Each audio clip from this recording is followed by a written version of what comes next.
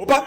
Eu queria deixar avisado antes do vídeo começar para as duas únicas pessoas que me acompanham de que isso não é uma mudança no estilo do canal, ou qualquer coisa do tipo. Eu vou continuar postando vídeos de speed painting ou speed drawing na frequência que só Deus sabe, mas eu também vou postar vídeos de coisas que eu quero falar. O motivo por isso é bem simples, na verdade. Eu consumo muita mídia, sendo elas filmes, animações, livros, e às vezes eu acabo pensando em algo que não vejo muitas pessoas comentando sobre.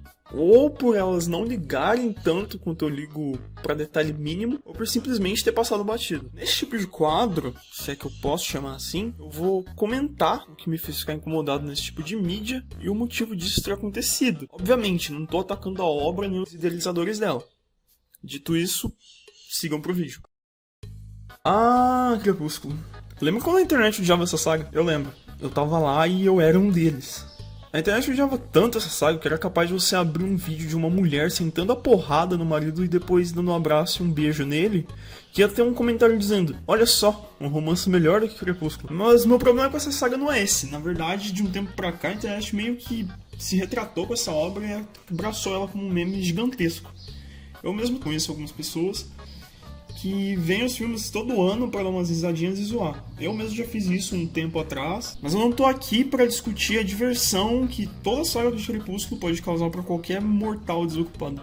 Eu tô aqui para discutir algo que as pessoas odiaram em 2008, mas odiaram pelo motivo errado: os vampiros de Crepúsculo. Quando o filme lançou e foi aquela febre entre as adolescentes, as pessoas que não eram os adolescentes que se encantaram pela obra acabaram notando que, além do filme ter um roteiro extremamente ruim, os vampiros eles brilhavam no sol. E meio que isso virou uma bola de neve enorme, que quem não assistiu e descobriu isso por outros meios aqui no Brasil, se revoltou como se tivesse entrado na casa delas e cagado no tapete. Como que essa autora pode mexer na mitologia de uma criatura que não existe e fazer ela brilhar no sol? Que horrível! Blade, acaba com eles aqui, por favor. O que muitas pessoas não sabiam na época, ou simplesmente ainda não sabem, é que originalmente nos contos que deram origem à mitologia do vampiro, sim, os vampiros que a gente conhece atualmente, eles não têm uma vertente na vida real propriamente dita. Não existe um folclore em si que cite os vampiros como a gente vê nas mídias, como acontece com bruxas e fadas. Eles foram criados para literatura, pegando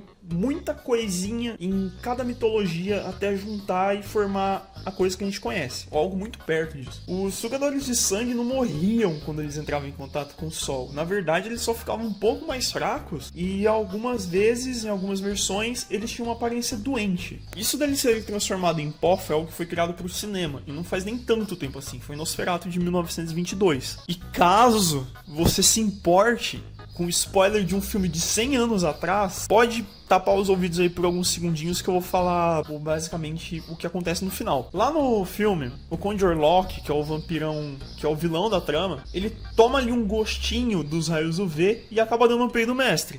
Então esse é o seu problema com a saga Crepúsculo, meu querido narrador?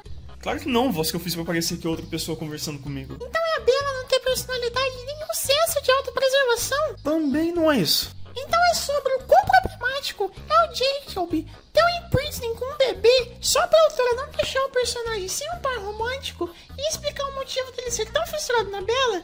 Tipo, ela literalmente ignorou que a Leia existia. Os dois formavam um casal até que bonitinho. Ok, eu entendi, Crepúsculo tem vários problemas e essa não foi a melhor escolha de título pra eu colocar no vídeo. Mas eu não vou falar sobre esses problemas específicos, e sim sobre algo que acaba sendo um pouquinho mais pessoal, que é a forma que a Stephenie Meyer resolveu recriar a criatura, retirando praticamente tudo que tornavam ela o que ela é. Algo que já estava praticamente estabelecido na cultura pop. Mas você acabou de falar que os vampiros são criados pra literatura e que não. Cala a boca! A impressão que eu fico toda vez que eu revejo o Crepúsculo é que a autora ela quis criar uma versão tão poderosa dos vampiros pra ninguém falar: ei, o Lestat com certeza ganharia do Voidor no soco. É sério, quando você repara na lista de poder dos vampiros do Crepúsculo, você entende o quão absurdo eles são e como eles poderiam ser qualquer outro tipo de criatura que não mudaria nada na história. Entre os poderes deles nós temos super força e um nível que os caras precisam jogar beisebol na tempestade pra ninguém confundir as tacadas deles com trovões. E além disso, o próprio Edward diz que a Bella é tão frágil enquanto ela é humana que ele tem medo de abraçar ela e partir a mina no meio. Eles também têm super velocidade, que pra olho humano eles são praticamente invisíveis. Só outros vampiros ou os lobos da tribo que lute do Jacob conseguem ver. Eles são invulneráveis. Sim, os caras são invulneráveis. Nenhuma arma humana faz efeito neles. Eles são tão difíceis de lidar, de quebrar, que a pele deles é comparada com diamante. É até complicado pra outro vampiro lidar com um vampiro, pra vocês terem noção. Fora isso, eles têm os mais comuns, como sentidos aprimorados, regeneração, imortalidade, veneno, que basicamente substitui a mordida de vampiro que existe nas mídias anteriores. Eu lembro de ter visto na internet uns fãs de Crepúsculo falando que em um livro, acredito que no Sol da Meia-Noite, que foi o último livro que a Estezinha soltou da saga uns tempos atrás, o motivo do Edward visitar o quarto da Bella toda noite era pra proteger ela, mas não só proteger ela de qualquer coisinha que pudesse acontecer, era especificamente para caso algum meteoro tivesse ido na direção da casa da mina. Se eu encontrar a passagem que tem isso, eu coloco na tela. Mas vocês têm noção de o quão absurdo isso é? Agora partindo pra parte de poder e habilidade mais absurda. Eles não dormem, eles não precisam dormir. Em Eclipse mesmo a gente vê que o Edward ele tem que comprar uma cama pra Bella poder dormir na casa deles. Eles também não precisam de um convite pra entrar na casa dos outros. E pra mim esse é o verdadeiro terror da obra. Em Drácula, na obra, no livro, o Van Helsing diz que tanto o Conde quanto os outros vampiros que existem, eles precisam de um convite. Porque, entre muitas aspas, eles são regidos por leis antigas que impedem um mal de entrar na casa sem ser convidado. Na obra da Stephanie, eles podem simplesmente entrar. Eles abrem a porta, entram, fazem o que eles quiserem na tua casa e vão embora. Ninguém vai saber o que aconteceu. Um ser humano não consegue fazer nada com eles. Alho, objeto sagrado, água corrente, não afetam. Eles têm reflexo e não possuem presas, o que deixa essa cena aqui muito engraçada. Eu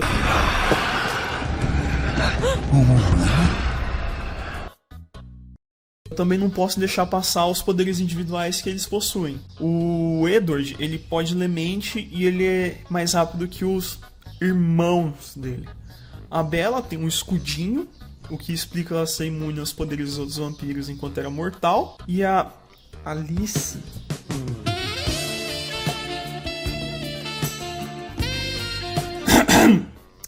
a Alice, ela pode ver o futuro.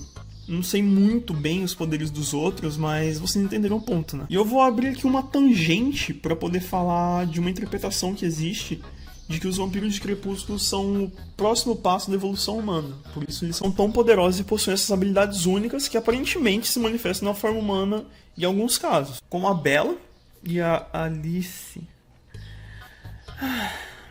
que tinha visões quando era mais nova, né? Sendo transformação algo que faz essas habilidades poderem ser utilizadas com uma maestria maior. Voltando pro assunto principal, basicamente eles são extremamente poderosos e quase nada neles remete ao vampiro clássico, como Drácula, Carmilla e outros, ou o vampiro moderno, o Conde Orlok, o Lestat, os vampiros de Buffy, a Caça-Vampiros. Enquanto isso, as outras criaturas que a Stephanie inseriu na obra acabam sendo muito mais fiéis ao que a gente conhece. Nós temos os lobos, da tribo do Jacob, que embora os livros da série, e até mesmo os filmes, se eu não me engano, tratem eles como lobisomens, eles não são. No Guia Ilustrado, escrito pela própria Stephanie, eles são tratados como shapeshifters, que seriam basicamente metamorfos. Eles meio que escolhem a forma de lobo, algo que provavelmente é único ali da tribo do Jacob, mas provavelmente existem outros shapeshifters pelo mundo em outras tribos que viram outros animais, não tem nada confirmado, só uma, entre aspas, teoria minha, e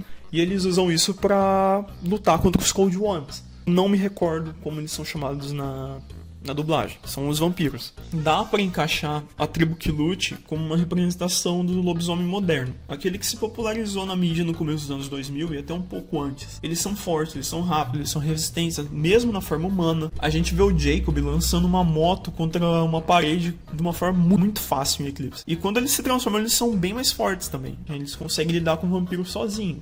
A gente vê isso em Eclipse também. Além disso, eles têm um poderzinho especial, tipo, corpo extremamente quente e tem telepatia, o que pode ser muito constrangedor em algumas horas. Tá? A gente também tem os Filhos da Lua, que são os lobisomens dos mitos, os verdadeiros licantropos. Eles vivem sozinhos, só mudam na lua cheia e não têm consciência do que eles fazem quando se transformam. No livro ilustrado, é dito que existem pouquíssimos dele no mundo, pois Volturi, os vampiros que parecem uma banda emo, não só tinham muito medo de enfrentar um desses durante a lua cheia, por eles serem tão ou mais poderosos do que eles, como eles também tinham uma competição por comida, já que os dois se alimentam da mesma coisa. Dá pra perceber que a Stephanie ela tinha um filho favorito no meio disso tudo, Claro que os vampiros devem ser tão bizarramente diferentes de todos os outros, não afeta em nada. Cada autor tem uma interpretação diferente do vampiro, desde que ele se tornou algo popular na mídia. E eles funcionam muito bem na obra dela. Tanto que a mitologia que ela criou é muito completinha em muitos aspectos. E é isso que importa, tá ligado? Na obra dela, eles são tratados quase como algo que beira o divino ou beira o profano.